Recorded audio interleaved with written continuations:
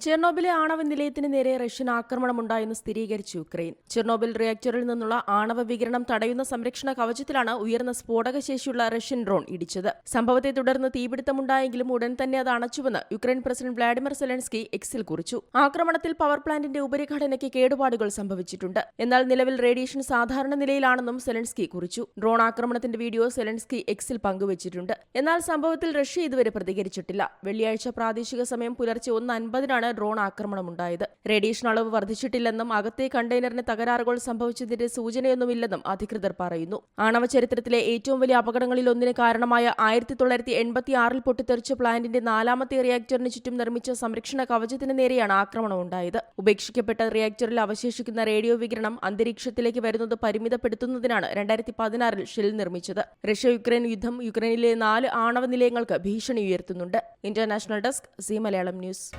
പുതിയ വാർത്തകളും വിശേഷങ്ങളും ഇനി വിരൽ തുമ്പിൽ. എല്ലാ ഡിജിറ്റൽ പ്ലാറ്റ്ഫോമുകളിലും ഇപ്പോൾ സി മലയാളം ന്യൂസ് ലഭ്യം.